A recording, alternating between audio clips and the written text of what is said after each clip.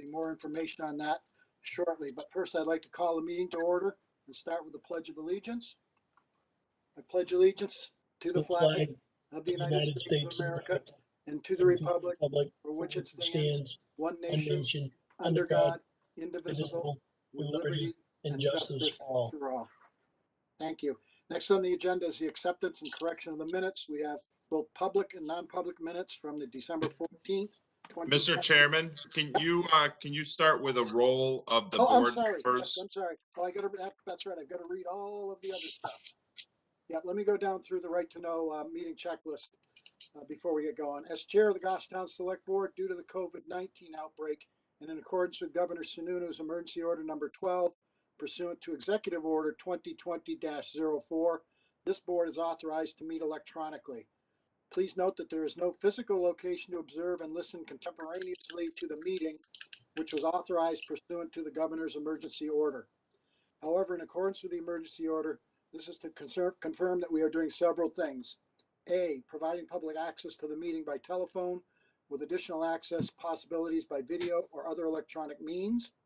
The town is utilizing the WebEx platform for this electronic meeting, and the public has access to contemporaneously listen and, if necessary, participate in this meeting through dialing the following telephone number: area code 603-766-5646, and using the participant code 785-645, followed by the pound sign. Item B, providing public notice of the necessary information for accessing the meeting. The town previously gave notice to the public on how to access the meeting using the available telephone number with a posted agenda. Item C, providing a mechanism for the public to alert the public body during the meeting if there are problems with access. If anyone has a problem with telephone access, please call 603-384-3624 for assistance. And item D, adjourning the meeting if the public is unable to access the meeting. In the event the public is unable to access the meeting, we will adjourn the meeting and have it rescheduled at that time. Please note that all votes that are taken during this meeting shall be done by roll call vote. We'll start the meeting by taking a roll call of attendance. And will each member please state their presence and also state whether there is anyone in the room with you during this meeting, as this is required under the right to know law. This is Collis Adams, and there is no one else present with me during this meeting. Kelly? Kelly Boyer, no one present in the room with me. Peter? Peter Georgiantis, no one's present with me. Mark? Present, nobody in the room with me. And finally, Chet. Chet Bowen, I'm the only one in the room. Thank you. Now get back to where we were on the agenda, and that was with the minutes. Like I say, we do have minutes from December 14th, both public and non-public minutes.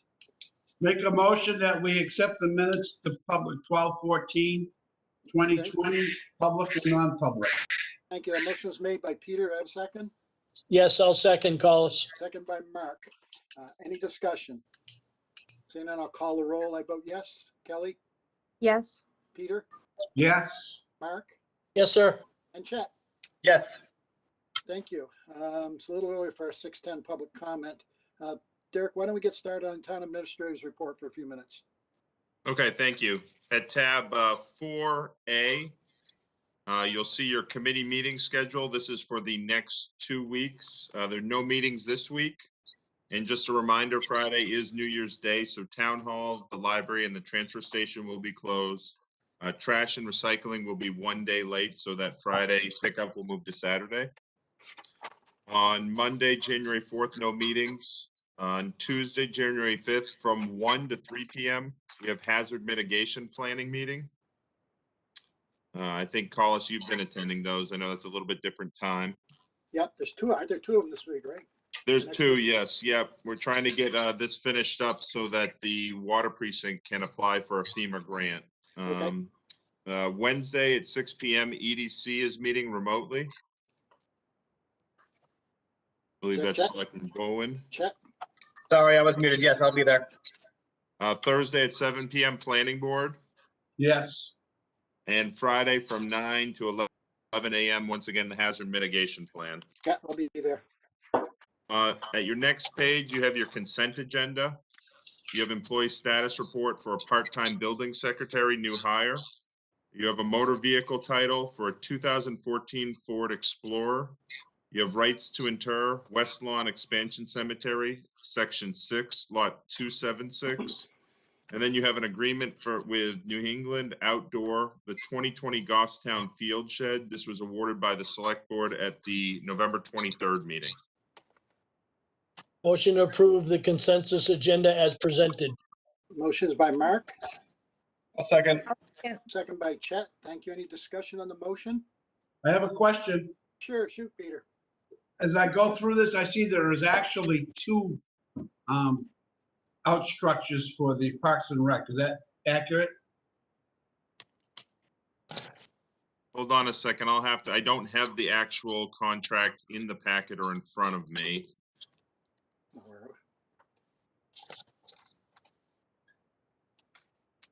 Let's see if I can find it. And that information, that question comes from the information for tonight's meeting and on the encumbrances. He has two different sheds in there. Okay, we'll Bill, get do you mind running and pulling that one from the full? Actually, see, I can run next door. If you give me just a second. Yep, sure.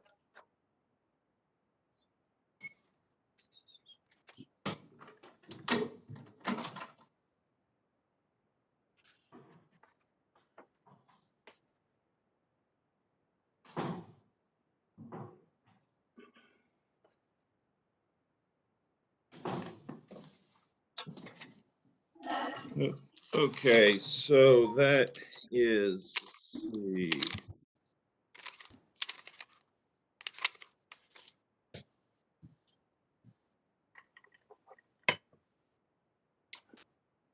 Danielle, you're muted.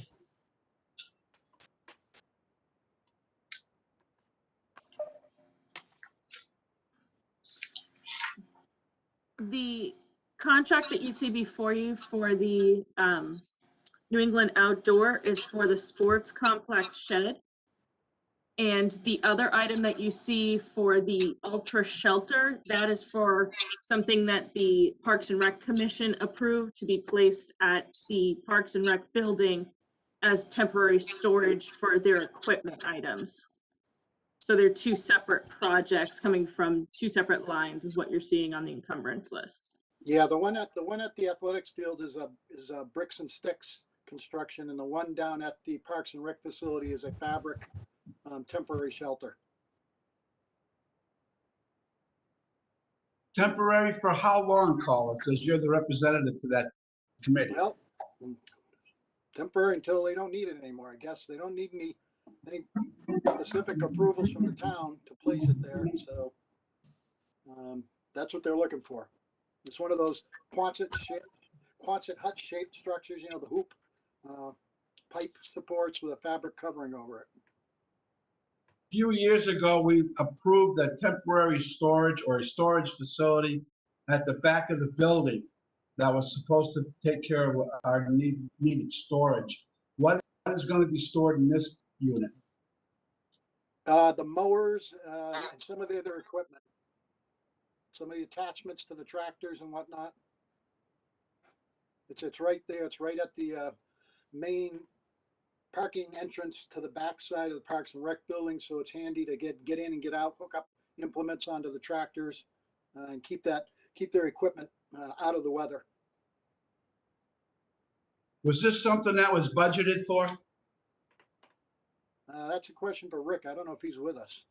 He's not yet. Let me see if I can get him when we get to the encumbrance discussion. This Okay. is for the 11 by 24 shed the 14 by 24 shed that was put out to bid and the board approved and awarded the bid on November 23rd. That's what's included in the consent agenda. That's the bricks and stick one down at the sports complex, Yes. and we did approve that one. Yes, we did. Yeah, But what we're doing right now does not include that extra structure. Correct. It does Is not. that accurate? That is accurate. All right, thank you.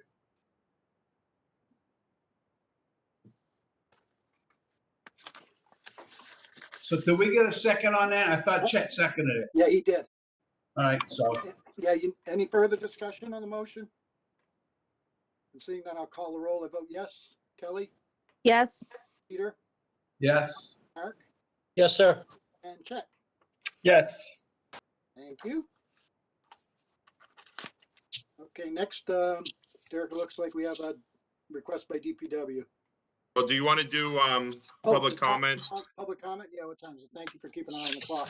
Yep, it is 6:10, time for public comment portion of the meeting. Is there anyone who's joining us who would like to make a public comment? Now would be your opportunity.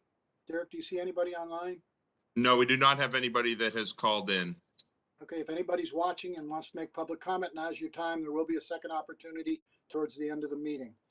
Okay, we can move on then, Derek.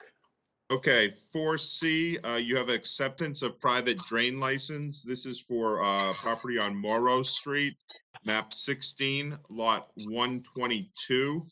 This allows property owners with private drains so they can remove stormwater and non-contaminated water into the town's storm drainage system.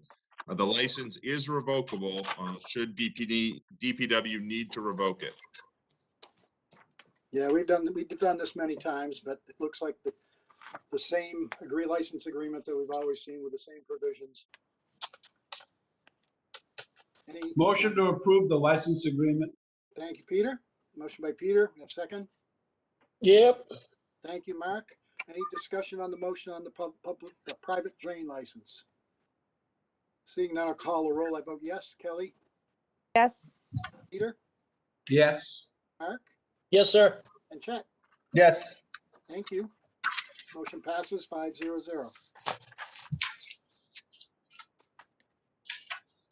Next, looks like we have some appointments. Derek, is that? Yes, we have a volunteer appointment for the Conservation Commission. The Conservation Commission recommends reappointing the following members, Susan Tucker and Charles Freiberger, both as regular members with terms expiring March 31st, 2023. Make a motion that we approve the assignments to those committees of Susan Tucker and Charles Freiberger. I'll second. Thank you, Peter, and a second by Chet. Any discussion on that motion? Seeing none, I'll call the roll. I vote yes. Kelly? Kelly? Peter? Yes. Kelly, you there? Oh, great. I've access. Okay, you back? Okay. Mark Yep. and Chet? Yes. Thank you. That motion passes 5-0. At your next page, the Goffstown Economic Development Council recommends the board appoint Jeremy Jones as a regular member for a term expiring March 31st, 2021. Motion to approve Jeremy Jones as a regular member for the EDC, term expiring March 31st, 2021. Thank you, Mark. Second. Second by Peter. Thank you. Any discussion on that motion? Seeing none, I'll call the roll. I vote yes. Kelly? Yes. Peter? Yep. Mark Yep. and Chet? Yes. Thank you. That motion passes 5-0. At tab 4F, you have a memo from the police chief for a, this is going to be included as in the encumbrance. Is Chief Serino on? I see a couple logins from the police department, but if they can explain the project over with the radio repeater. Thanks, I'm here, Chief. Derek. Evening, I'm Chief. here. Good evening. How are you? I'm doing well, thank you. Hope everybody's holiday was good. It was. How was your vacation? Wasn't long enough. They never are. So the camera's not turning on, but I'll explain as I what's going on here. So we've had a little bit of an issue with our 2 repeater sites out on the east parts of town. Just over the last month, we saw Mountain View Middle School's repeater go down offline completely. And now after this last snowstorm, Station 17's repeater went down. So effectively at this point, the fire department currently does not have really good radio service out in that area. We've identified the problem through our current radio vendor, Two Way Communications. And I guess I'm coming to the board tonight, kind of a trifecta. We have an emergency situation where we need to have our current vendor fix both sites and get them back online.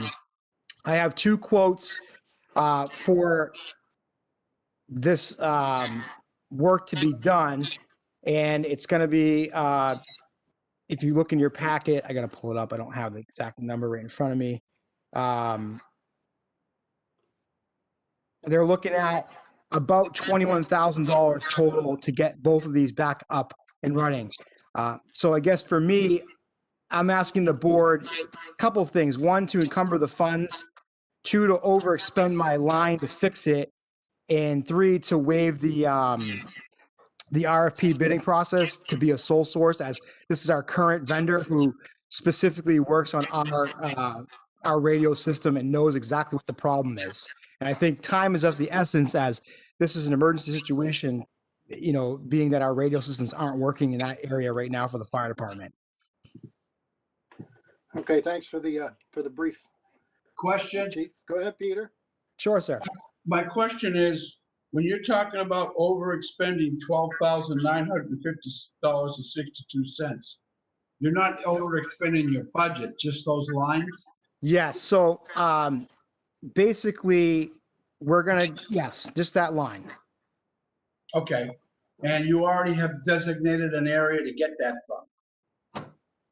I would have to work with Danielle to figure it out, but I think, to just off the top of my head, I think our wages would be part of that, because we have some significant wages left due to our lack of filling those last 2 positions.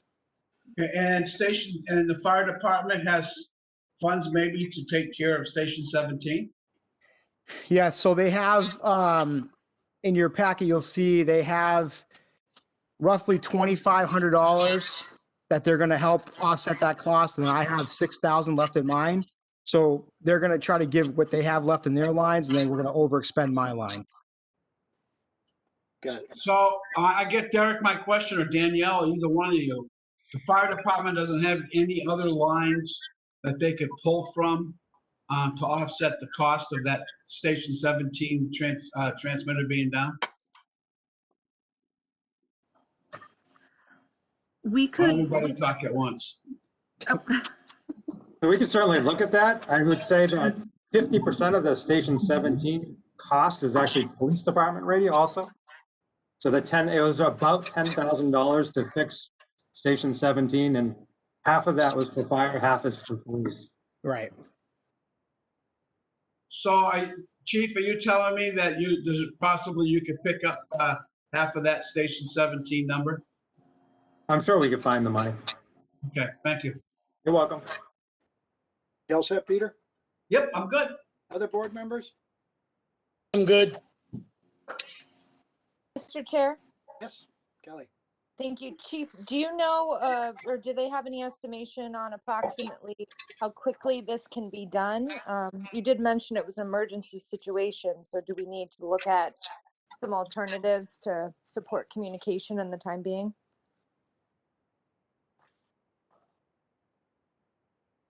Chief?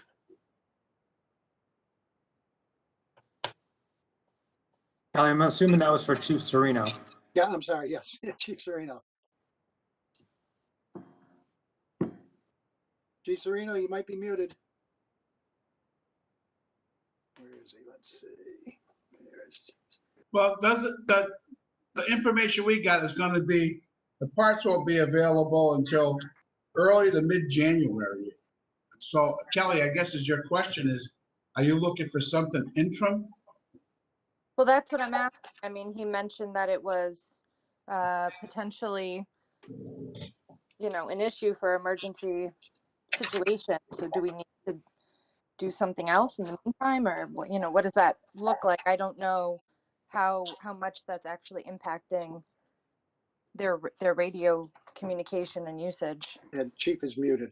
Yeah, Kelly, Kelly, I could jump in, Mr. Chairman, if you'd like. So, and I hope Eric doesn't mind me speaking for him. So I know He just we came were on. waiting for, Come back. oh, there he is. Just- Sorry. Yeah, so they're Selectwoman Boyer, they're looking at the beginning of January to mid-January, but they've also indicated that when they call their vendor, they're trying to get it expedited to us. I'm hoping by the beginning of January to the middle of January to get it done. That's And good. That's will next that- week. That's next week, so that's fairly quick.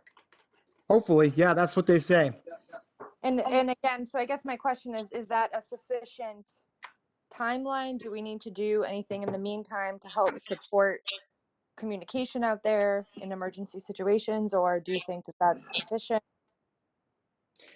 Well, it's never, I'll defer that question to the fire chief. It's never, I can tell you that it's never easy, but the police department is able to get some radio transmissions out of there.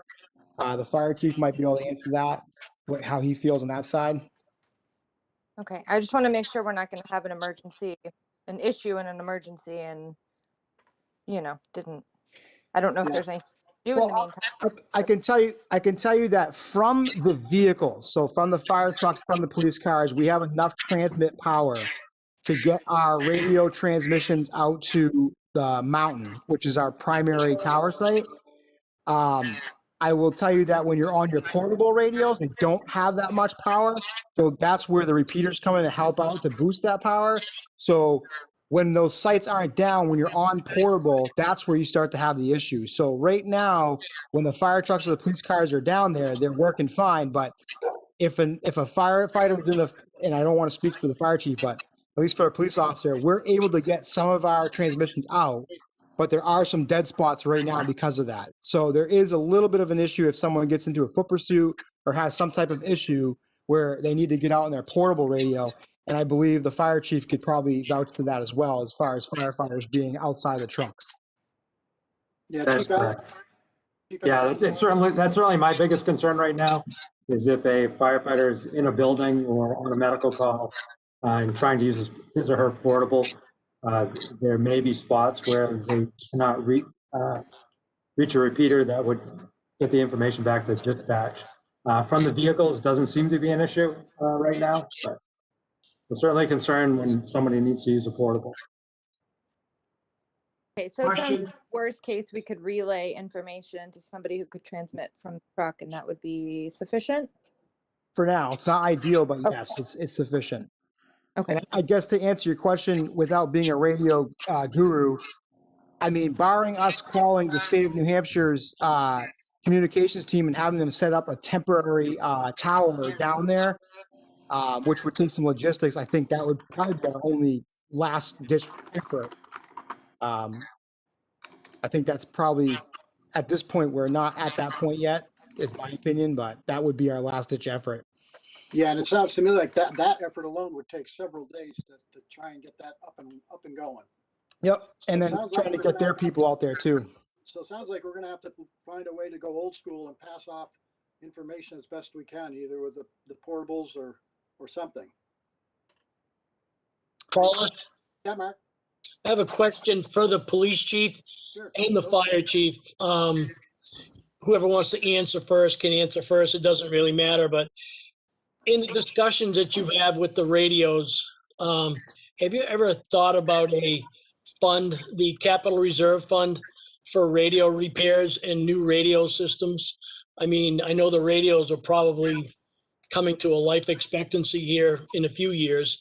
Rather than have to look at, we'll say, a large sum of money, if we put $3,000 or $4,000 a year aside in the Capital Reserve Fund, we would have adequate money to do it. I know Hooksett, New Hampshire does it. They put 10,000 a year in. So whenever they buy new radios, it does not affect the town budget. They just go right to the Capital Reserve Fund and take the money out. Had we ever discussed that here as far as trying to set something up so that we would have monies available? And this would be a perfect instance, rather than trying to come to us for the money's there. You could just take the money out of that Capital Reserve Fund.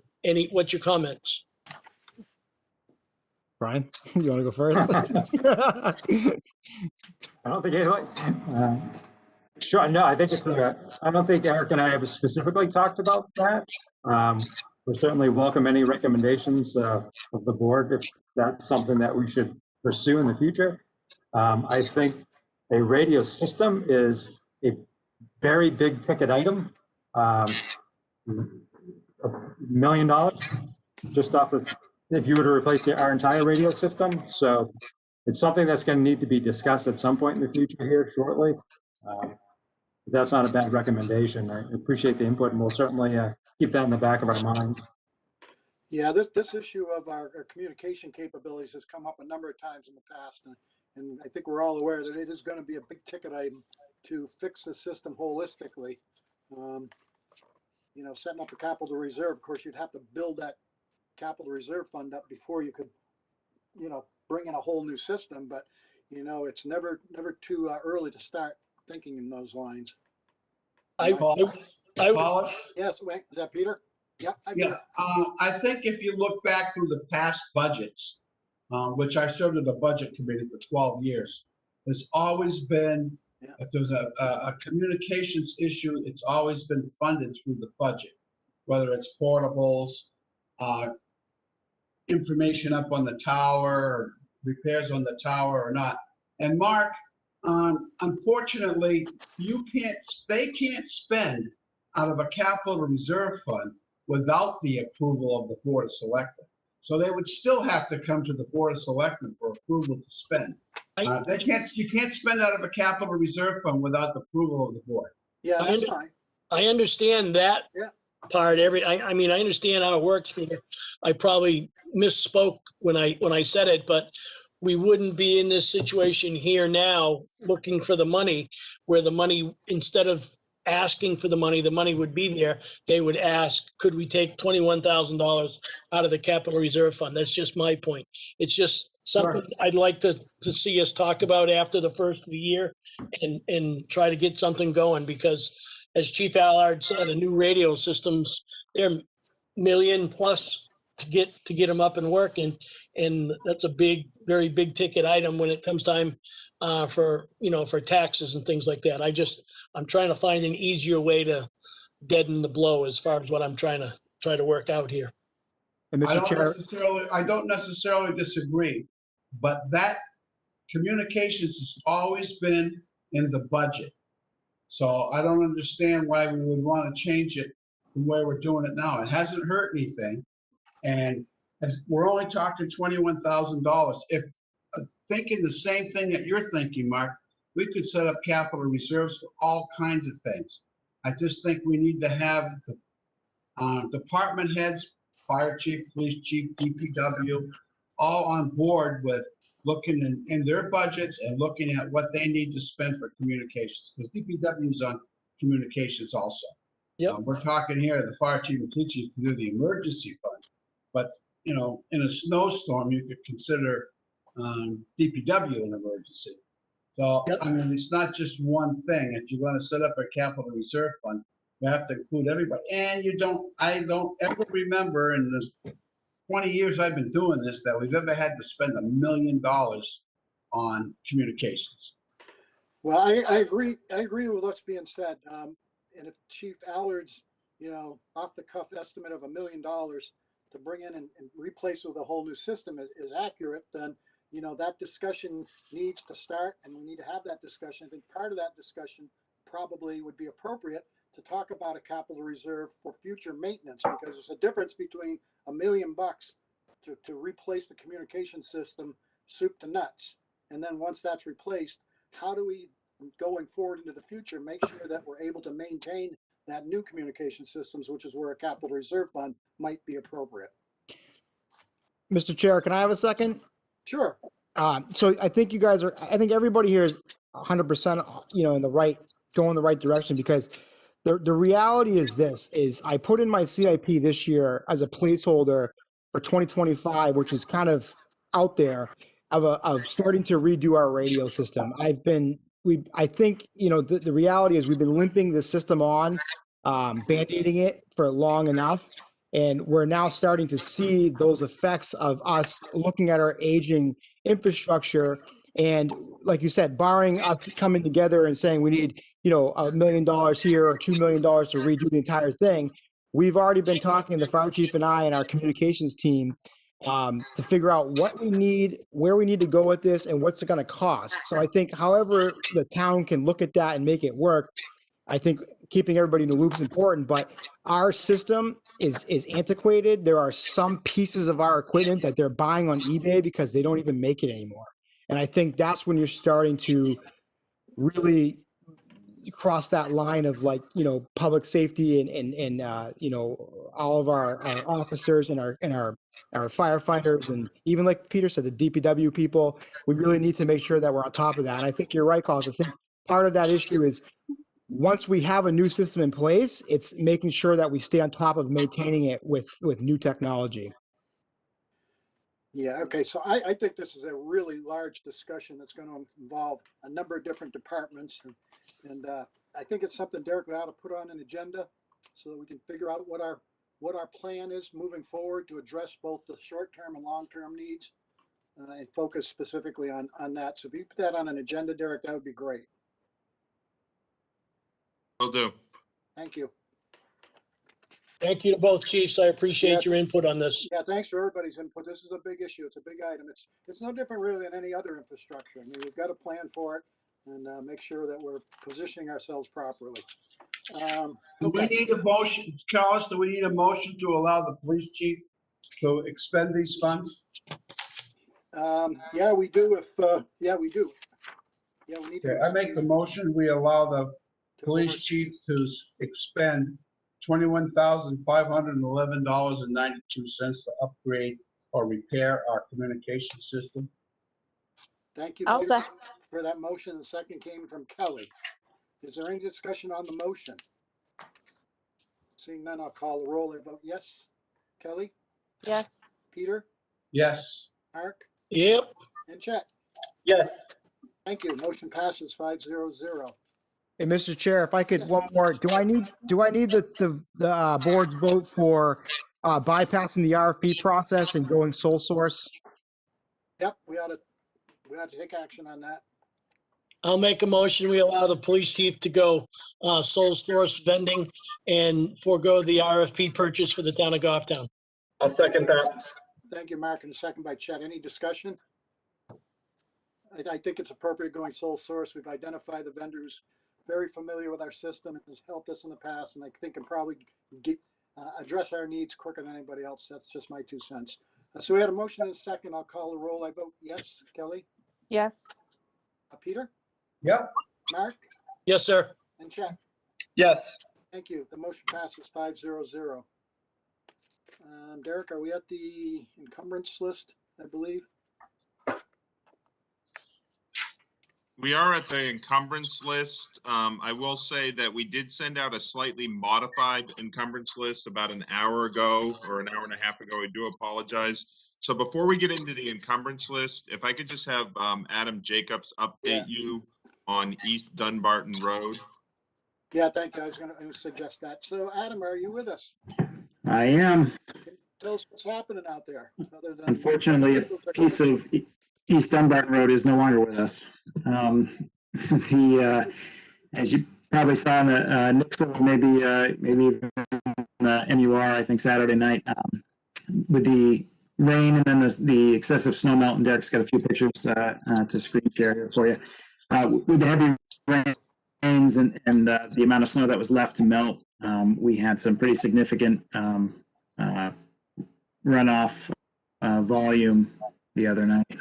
In particular, we had a bunch of folks from DPW that came in on Friday on Christmas Day, so thanks to everybody that did for that. And then overnight into Saturday, apparently East Dunbarton Road at I think it's 386 or 328, right near there's a dry hydrant there for a fire pond, kind of in a hollow in between Mount Alona Road and Grady Hill Road. So at some point throughout the course of the night and in the morning, that overwhelmed the existing corrugated metal culvert. We think it was a 42-inch corrugated metal pipe to begin with. So there were some failures there, either at the head wall probably or along the length of the pipe itself, if there were significant portions that had rotted away. As water gets around and short circuits that pipe and starts to wash away the fines, it can happen pretty quickly. So at some point by Saturday morning, this was called in and came out to find that most of the road itself was gone, just left with pavement and paint, apparently strong enough to hold itself up for a little while anyway.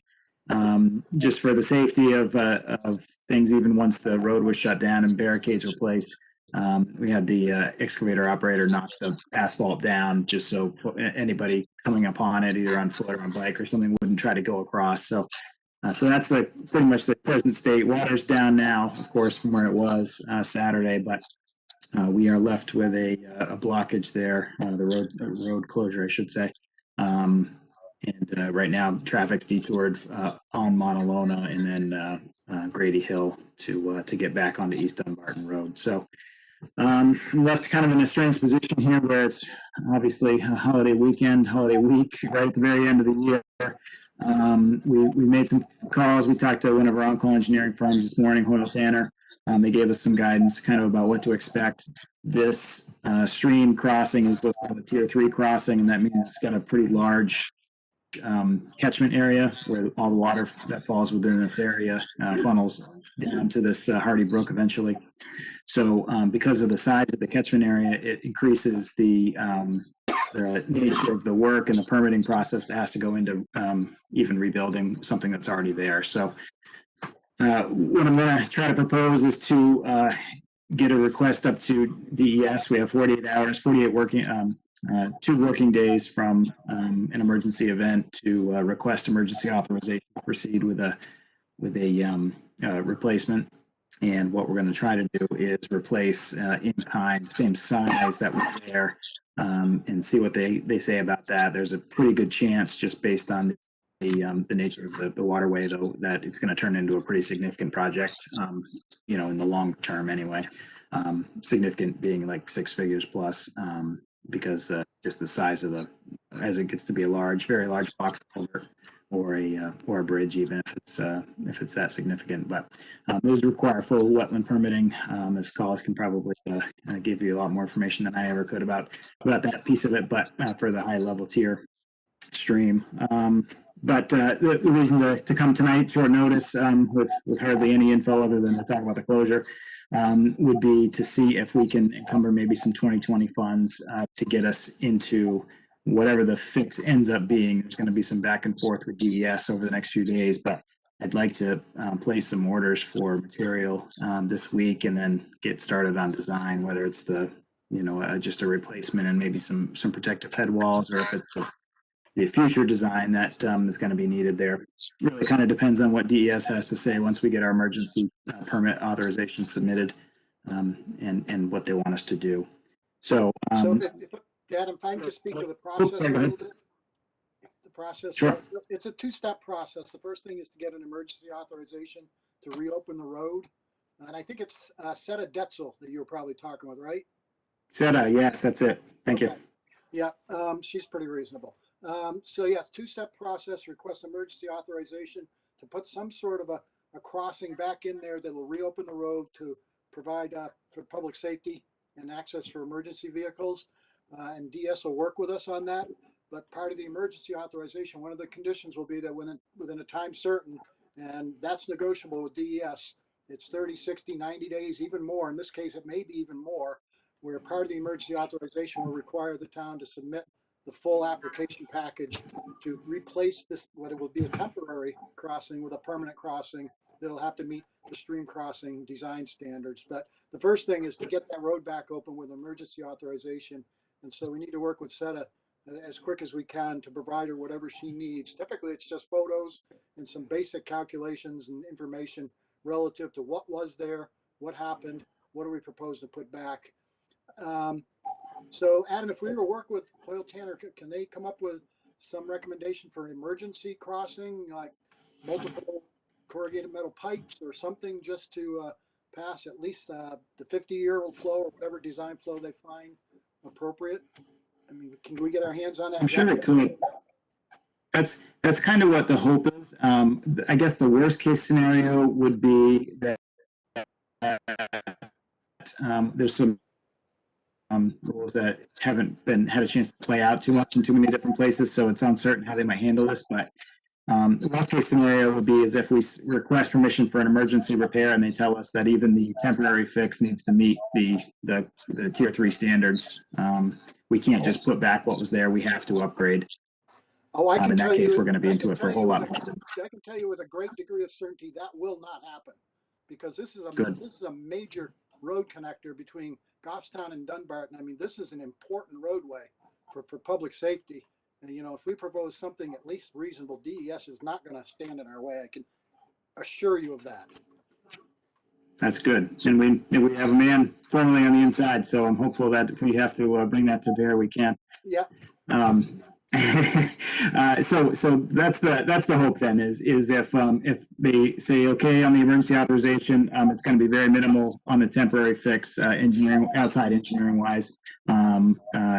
And then if we can just get started, in 2021 with the permanent fix, that'll be a longer process. So the important thing is that piece is a little bit less critical. So the important thing is to open up communications with Seta Detzel and make sure that we maintain those communications and work with her, because I tell you, they will work with us. DES always works with municipalities when they've got an urgent need like this. It's in their best interest as well as our best interest. So, yeah, well, by all means, forge ahead and make contact with Seta. Okay, that's great. So the request tonight to amend to the encumbrance list, as you could see down there on your email or at the bottom of the screen if you can see it. We're looking to move $20,000. I've got some money left unspent in the sidewalk line. Our consultant line was pretty much fully exhausted this year, but I've got money left in the sidewalk line that could be moved, transferred over to the consulting line. So 20,000 for Hoyle Tanner, one of our on-calls, and then requesting 30,000 from Ritchie Corp for concrete, whether it's concrete head walls and a plastic pipe, concrete head walls and a concrete pipe, or if we get that far along, concrete for a box culvert that would need to go in. Those numbers are roughly based on the amounts that we had for design and materials for the Stinson Road project a few years ago. That was 17,000 and 24,000, I think, at the time. Been a few years, so I just made them round numbers up to make it a little easier. So this culvert will end up being quite a bit larger than it is now and quite a bit larger than Stinson Road. However, the design flow for the 100-year storm is about 2.5 times bigger on this Hardy Brook than the Stinson Road, just to give you a sense of magnitude of how big a structure it's going to take. Very rough calculations look like it's going to be at least an 8-foot. If we get to a 10-foot crossing, it becomes a bridge on the state's registry. So if I can all avoid that and get to a 9.99 foot bridge, culvert, we'll do that. But there's a strong possibility we add to our bridge inventory by the time this is all said and done as a kind of a CIP level project. But don't want to get the cart before the horse. First thing is to get the emergency authorization in, get the state to approve something. We can get that road open back up and thank our lucky stars that Montalona is not a bad detour length right now. But we certainly have a few culverts on Montalona of similar vintage, so we don't want to rely on that single point of failure either if we have another one down the road. So sooner we can get this reopened, the better for all purposes. I have a couple questions. Go ahead, Peter. Yes, sir. First of all, what happens if we just go ahead and do a temporary repair without any approval? Why would you do that? Why the ramifications? Because if it takes too long, we'll open the road. It won't take. My question is not to argue that, Carlos. My question is, what are the ramifications If you go in and do it without any authorizations? on a temporary repair? Well, that's the purpose of the emergency authorization, is to allow you to go and make But temporary no, repairs. you're missing my point. But I know what your point is. We've got to do it within 2 days. You're talking from the state and as a state employee. No, Now, I'm if talking the about. emergency situation, if we went ahead and put the culverts in there on a temporary basis, what's the ramifications? Adam, do you know? So right now, if we were in a declared disaster, we could do that and tell them after the fact. We have not declared a disaster yet. Part of the discussion may be feeding information, and if enough towns have an issue, that might end up being declared, but we wouldn't know almost until, the emergency authorization and the declaration probably at this point are going to kind of come at the same time if one were to even come at all. I doubt it.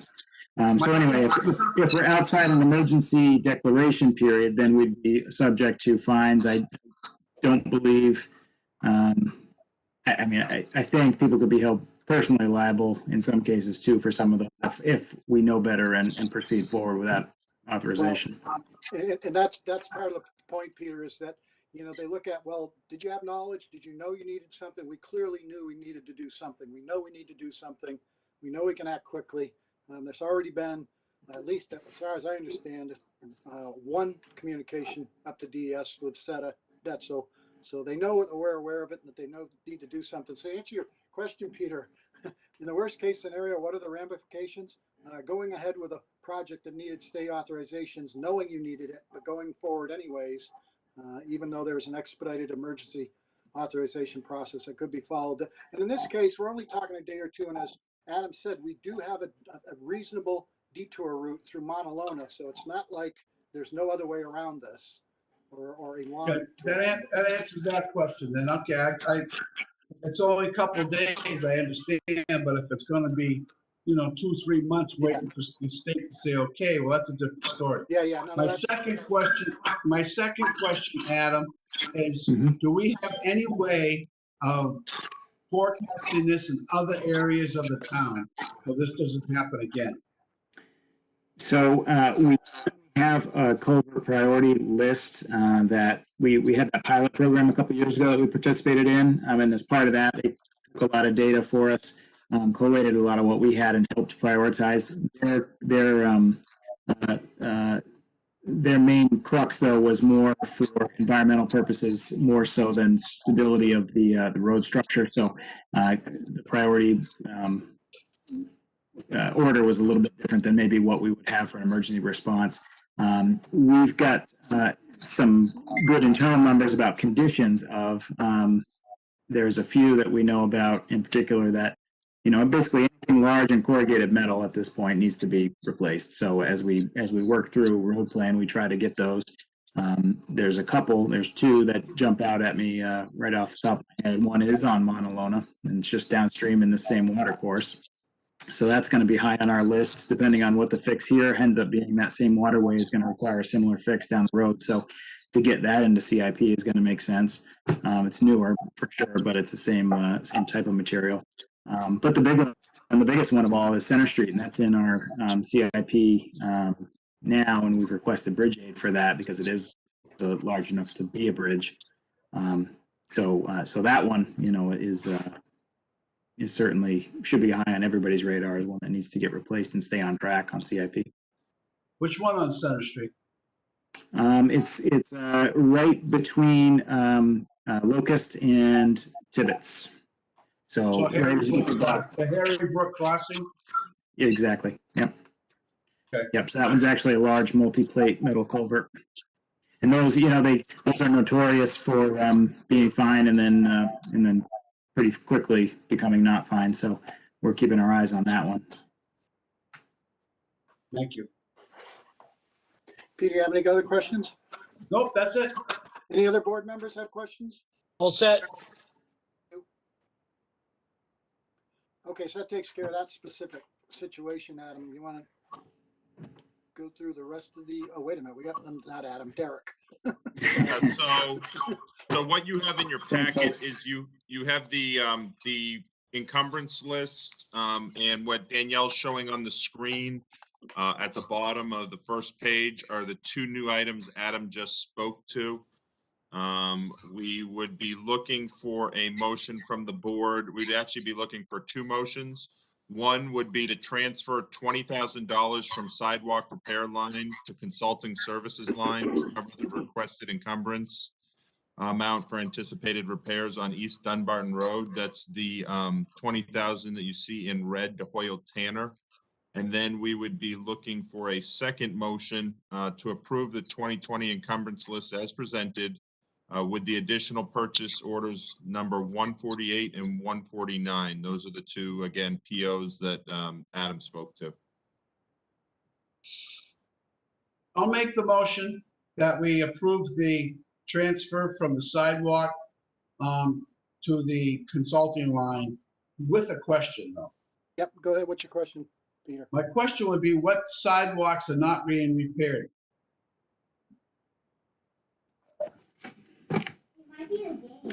So as I look back, I tried to see that sidewalk line this year had not been fully zero-based budgeted out. So, we spent some on Church Street, some on, I'm sorry, not Church, East Union, some on Tyler Drive, in addition to what had been encumbered last year, because that project cost a little more than the encumbrance. But we didn't get to anything in Pinardville. Ideally, we try to round out that line with things like tip downs or granite reset, that kind of stuff, maybe small area shims or patches, but we just didn't get anything else additional this year. So something I think we got to make a better plan for going forward next year, because, to have that much left over doesn't make a whole lot of sense. So I guess what you planned on doing got done? The big ticket stuff, yes. Yep. Okay. Well, my question is, when you go to the budget committee, you say you need so much dollars for sidewalks, and you hope that you have it allocated to something. And now we didn't do it, and we're spending it on something else. And I'm not saying we shouldn't due to the circumstances. But I think we need to say, okay, we can't do it this year. We're going to put it off till next year. So anything you have in the sidewalk repair money in 2021 should go back to what you didn't do in 2020. You understand what I'm saying? Right. I think it's a matter of keeping that full and saying, okay, well, we have these three big projects. Where are these smaller one-off maintenance projects or tip downs, ADA panels, that kind of stuff? All that stuff needs to be done. Just a matter of making sure that it's lined up and actually farmed out or done in-house, and just didn't do a good enough job of that this year for sure. I'm okay with the question. That's just a point I like to make. Anytime we take money off of the line. What? You all set, Peter? Yeah, I'm good. Okay. Any other board members? So the motion by Peter was to go ahead with using those lines. Do I understand the motion correctly? Right, but it wasn't seconded yet. Yeah, right. Yep, second. That's a second by Mark. Any discussion on the motion? Seeing none, I'll call the roll. I vote yes. Kelly? Yes. Peter? Yep. Mark? Yep. And Chet? Yes. Thank you. The motion passes 5-0-0. And the Okay. second motion we would be looking at would be a motion to approve the 2020 encumbrance list as presented with those two additional purchase orders, number 148 and 149, for the anticipated repairs on East Dunbarton Road. Thank you. That's the motion we're looking for. I'll make I'll make that that motion. There's a motion from Mark and I think a second from Peter. Right. Is there any discussion on the motion? Seeing none, I'll call the roll. I vote yes. Kelly? Yes. Peter? Yep. Mark? Yep. And Chet? Yes.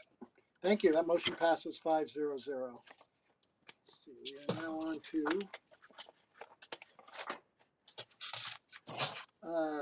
let's see, the administrator's report. Yes, the last item I had in the administrator's report was the 2021 deliberative session. I had brought this to you on the meeting on the 14th, and some of the members had a question about would there be a way that people could participate remotely? I have included in your packet a revised NHMA guidance that came out on December 24th. I have highlighted a few items for those members.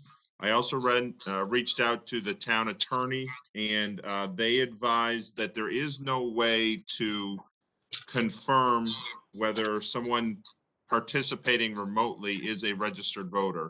Normally when you go to the deliberative session, you check in at the supervisors of the checklist, they make sure you're a registered voter, then you go in, you're able to participate. People would still be able to watch remotely through GTV, and we would work with GTV to do that, as we always do.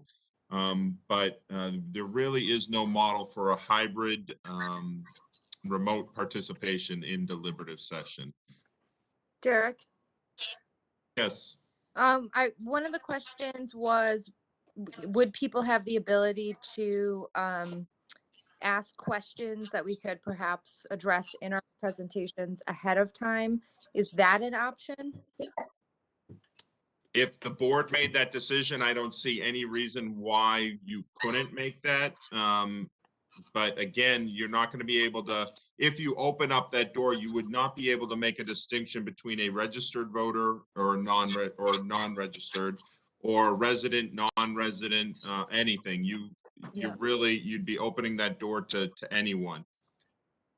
My only concern is if there's no participation at the deliberative session itself, how would residents who have restrictions on attending in person contact us prior to deliberative? That's the only thing I'm thinking. I mean, could it be something similar as returning absentee voter ballots where you have to go to the town clerk? Is that an option, or? There's nothing in place, and Okay. you'd be creating a new process. So let I'd me like- ask you, let me ask you. a I'd like to question. make a motion that we continue it the way it's been. I know it's not inconvenient for everybody, but this isn't inconvenient for us either, but we're doing it. And I think that in person, being able to come up and say, okay, I'm a registered voter, I'm allowed into a certain section is the way it should be. Whereas people who are not registered voters and attend have to sit in a certain section. And I think that's the question, is who's a registered voter and who's not. And the only way you could be a registered voter is by supplying your ID at the time. And I think that's the way it should be. So what are the obstacles to holding an in-person meeting? I mean, why can't we do that? I mean, it seems to me our town meetings are so sparsely attended that we ought to be able to use the auditorium, block off seats, and allow folks to attend in person with appropriate COVID distancing requirements and just carry on that way. I agree with you, Collis. If we have to, we can go in ahead of time and mark off sections to make sure there's, safe distance. Yeah, I mean, what will we get? We get 40, 50 people maybe at a town meeting. We certainly can accommodate that in the auditorium with boxing off seats. And I can't imagine why we would get a huge influx of people this year for reason. In fact, I would think because of the COVID, you'd probably see fewer people, if anything. If So that's, I'd like to go forward with in person. Go ahead. I'm sorry. if I have no issue with in person, the only thing that I'm thinking of is if there are people who physically can't attend, if they're in quarantine or something like that, I at least want to give the option for not participating in the deliberative session, but for questions that we might address during our presentation. Just the accessibility component of it in a pandemic is something that I want to make sure we at least try our best to open it up to all residents. That being said, if we have it in person, that's great. If we're going to hold some sort of public event, especially for the town, I would like to make masks mandatory in that function. I would agree with that. That would fall under the governor's current mask mandate. Yeah, I think it would. Yep. It would. I just want to Which make it that we could say that right now, but who knows what that mandate's going to be in March. Yep. That mandate may be dropped in March. We don't know. But I think we ought to say whatever the current ruling is or mandates are at that time is what we should be following. Yeah, that's the safe ground to stand on. I mean, the way things are trending, I think if anything, the governor's probably going to extend, that mandate. But speculation on my part. Others? So Collis, do we need to second Peter's motion? Or can we just presume or assume that we will have a normal town meeting? Well, what was Peter, what was your motion? My motion was to continue as we have in the past Oh, in other with words, registered voters showing up at the deliberative yeah, session. so in other words, have an in-person meeting, right? Yeah. Okay. I would ask if Selectman Georganis is open to amending it to a motion to set the date of the town's deliberative session to Tuesday, February 2nd at 2021 at 7 PM at the Goffstown High School with a snow date of Thursday, February 4th, 2021 at 7 PM. That would be an in-person traditional deliberative session. And add in there that. Following any mandates that are in place for COVID. Following the executive orders and the mandates from the governor's Right. office. I'll go with that. Second yes. Peter's motion. Okay, so I got a motion by Peter and a second by Mark. I like the motion, but any comment? Discussion? Seeing none, I'll call the roll. I vote yes. Kelly, Yes. Peter, Yes. Mark, Yep. and Chet. Yes. Thank you. The motion passes 5-0-0. All right, let's see. Where are we now? 5C. That brings us to the, let's see, I guess we had a second public comment. For those people who are watching, now's the second opportunity for public comment. If there's anybody who'd like to make a comment, now is your opportunity. If you're joining us, speak up. Derek, do you see anybody online that wants to comment? No, there's nobody that is called in. Okay, one last call for public comment. If there's anybody who's joining us, now's your opportunity. Okay, see none, let's move along. Let's see, that brings us to the action matrix. Anything on the action matrix? I don't think there's anything here that needs immediate action. I have a question on the action matrix. Sure. Go Derek, ahead. you can, Go ahead. Collis, you could probably answer that. I received a call over the weekend that the barrels on the dam here in town had gone away. Who takes care of that? You mean the safety lines? Yeah. Across Glen Lake? That's the electric. Well, this actually wasn't Glen Lake, it was the river here at Mill Street. Oh, really? Yeah. The rope broke and it's no longer no safety. Okay, we will reach out to the state Yeah. maintains that dam. So I will reach out to them to make sure that they are aware of that. All right, thank you. I had noticed, thank you. Anything else on the action matrix? Nothing pops out at me. Anything on grants that we need to be aware of or town vehicles? It says that the DACON is due back. Did it come back or do we know if it is on its way back? It's not officially back yet, but they think they've narrowed down this recurring starting issue, and hopefully their master electrician gets it wrapped up here this week. So Okay, and how about the curbside recycling? that one, that's the one that, if you recall, we had a warranty repair on the engine. New one came back and about a week in service, a lot of the same engine codes and experiencing the same D-rating issue. So we brought it back to them, and they've diagnosed another cracked head, allegedly a bad run of heads. So we're going to be on Wow. number 3 here. We're going to try to put heads together and see what this means for warranty and if we can get a extension on at least the engine portion of it, because they've had a class action suit for a different engine, but of the some of the same solutions with the aftermarket. So how are we handling the curbside recycling?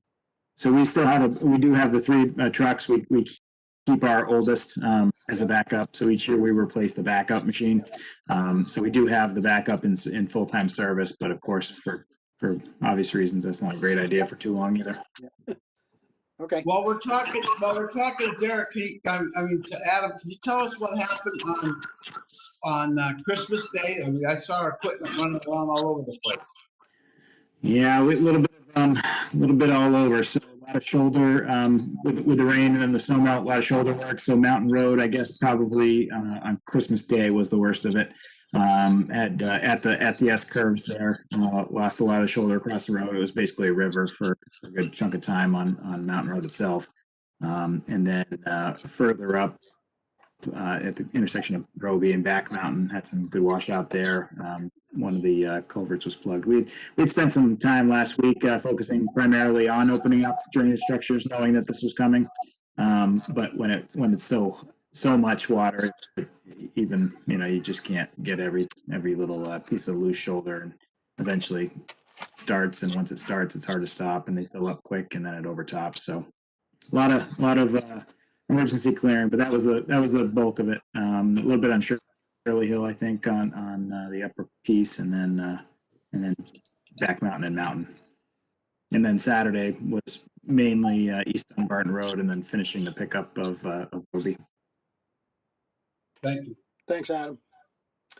So that wraps up the public portion of our agenda unless somebody else has something burning under old or new business they want to bring forward, because we do need to go into non-public. Make a motion, we go into non-public session in RSA 91-A:3B, hiring and A, compensation. Thank you, Peter. Motion by Peter, go into non-public. Second. Second by Chet. I'll call a roll on that. I vote yes. Kelly? Yes. Peter? Yep. Mark? Yep. And Chet? Yep. Thank you. The motion to go into non-public passes 5-0. So for the folks who are joining us tonight, we've wrapped up our public portion of the meeting. We're now going into non-public session. We thank you for joining us. Wish you all a very happy new year to come. Please stay safe, be kind to one another, and we look forward to seeing you in the new year.